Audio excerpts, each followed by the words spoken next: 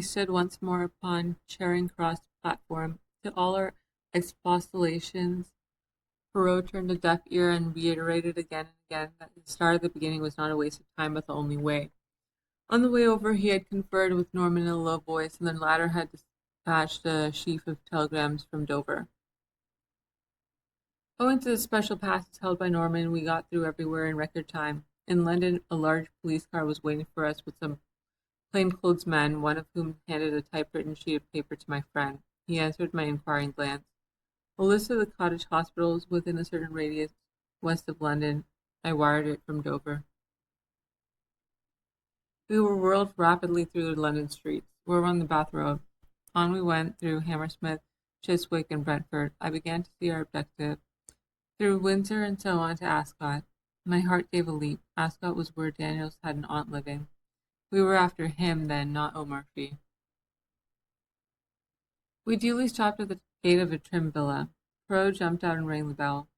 I saw a perplexed frown dimming the radiance of his face. Plainly he was not satisfied. The bell was answered. He was ushered inside. In a few moments he reappeared and climbed into the car with a short, sharp shake of his head. My hopes began to die down. It was past 4 now. Even if he found certain evidence incriminating Daniels, what would be good of it unless he could wring from someone the exact spot in France where they were holding the Prime Minister? Our return progress towards London was an interrupted one. We deviated from the main road more than once and occasionally stopped at a small building, which I had no difficulty in recognizing as a cottage hospital. Poirot only spent a few minutes at each, but at every halt his radiant assurance was more and more restored.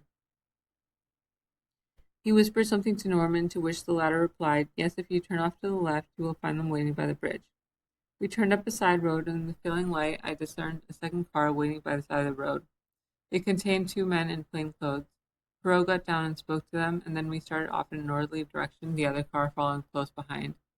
We drove for some time, our objective being obviously one of the northern suburbs of London. Finally, we drove up to the front door of a tall house, standing a little back from the road in its own grounds. Norm and I were left with the car. Poirot and one of the detectives went up to the door and rang. A neat parlour-maid opened it. The detective spoke. "I am a police officer, and I have a warrant to search this house." The girl gave a little scream, and a tall, handsome woman of middle age appeared behind her in the hall. "Shut the door, Edith. These are burglars, I expect." But Poirot swiftly inserted his foot in the door, and at the same moment blew a whistle. Instantly the other detectives ran up and poured into the house, shutting the door behind them. Norm and I spent about 5 minutes cursing our forced inactivity. Finally the door reopened and the men emerged, escorting 3 prisoners, a woman and 2 men. The woman and one of the men were taken to the second car. The other man was placed in our car by Poirot himself. "I must go with the others, my friend, but have great care of this gentleman. You do not know him, no? Eh bien, let me present to you Monsieur O'Murphy." "O'Murphy," I gaped at him, open-mouthed, as we stared again. He was not handcuffed, but I did not fancy he would try to escape. He sat there staring in front of him as though dazed.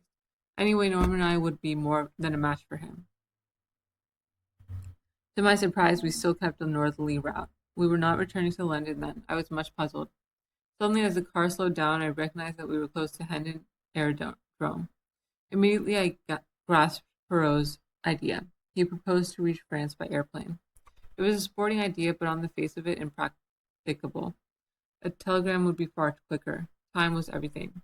He must leave the personal glory of rescuing the Prime Minister to others. As we drew up, Major Norman jumped out, and a plainclothes man took his place. He conferred with Poirot for a few minutes and then went off briskly.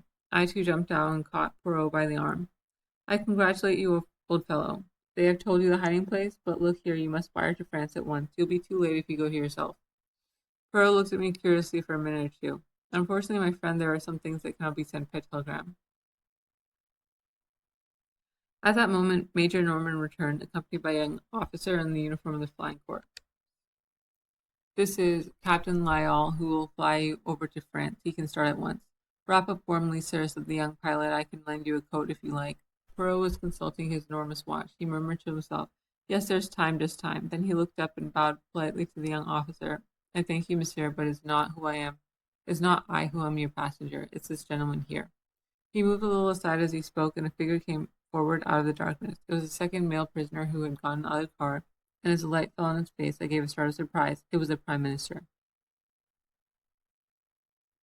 For heaven's sake, tell me all about it, I cried impatiently as Poirot, Norman, and I motored back to London. How in the world did they manage to smuggle him back to England? There was no need to smuggle him back, replied Poirot dryly.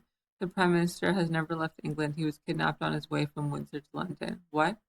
I will make all clear. The Prime Minister was in his car, his secretary beside him. Suddenly a pad of chloroform was clapped on his face. But by whom? By the clever linguistic Captain Daniels. As soon as the Prime Minister is unconscious, Daniels picks up the speaking tube and directs O'Murphy to turn to the right, which the chauffeur, quite unsuspicious, does.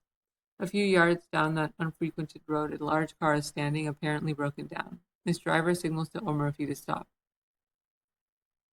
O'Murphy slows up. The stranger approaches. Daniels leans out the window and, probably with the aid of an instantaneous anesthetic such as ethyl chloride, the chloroform trick is repeated. In a few seconds, the two helpless men are dragged out and transferred to the other car, and a pair of substitutes take their places. Impossible. Pas du tout. Have you not seen music hall turns imitating celebrities with marvelous accuracy? Nothing is easier than to personate a public character. The Prime Minister of England is far easier to understudy than Mr. John Smith of Clapham, say. As for O'Murphy's double, no one was going to take much notice of him until after the departure of the Prime Minister, and by then he would have made himself scarce. He drives straight from Charing Cross to the meeting place of his friends. He goes in as O'Murphy. He emerges as someone quite different. O'Murphy has disappeared, leaving a conveniently suspicious trail behind him. But the man who personated the Prime Minister was seen by everyone. He was not seen by anyone who knew him privately or intimately, and Daniels shielded him from contact with anyone as much as possible. Moreover, his face was bandaged up, and anything unusual in his manner would be put down to the fact that he was suffering from shock as a result of the attempt upon his life. Mr. McAdam has a weak throat and always spares his voice as much as possible before any great speech. The deception was perfectly easy to keep up as far as France. There it would be impractical and impossible, so the Prime Minister disappears. The police of this country hurry across the channel, and no one bothers to go into the details of the first attack. To sustain the illusion that the abduction has taken place in France, Daniels is gagged and chloroformed in a convincing manner, and the man who has enacted the part of the Prime Minister rids himself of his disguise. He and the bogus chauffeur may be arrested as suspicious characters, but no one will dream of suspecting their real part in the drama, and they will eventually be released for lack of evidence. And the real Prime Minister, he and O'Murphy were driven straight to the house of Mrs. Everard at Hampstead, Daniel's so-called aunt. In reality, she is Frau Bertha Ebenthal, and the police have been looking for her for some time. It is a valuable little present that I have made to them, to say nothing of Daniel's. It was a clever plan, but he did not reckon on the cleverness of Hercule Poirot. I think my friend might well be excused his moment of vanity. When did you first begin to suspect the truth of the matter? When I began to work the right way from within. I could not make the shooting a fair fit in, but when I saw that the net result of it was that the Prime Minister went to France with his face bound up, I began to comprehend. And when I visited all the cottage hospitals between Windsor and London and found that no one answering to my description had his face bound up and dressed that morning, I was sure. After that, it was child's play for a mind like mine. The following morning, Poirot showed me a telegram he had just received. It had no place of origin and was unsigned. It ran in time. Later in the day, the evening papers published an account of the Allied conference. They laid particular stress on the magnificent ovation accorded to Mr. David McAdam, whose inspiring speech had produced a deep and lasting impression.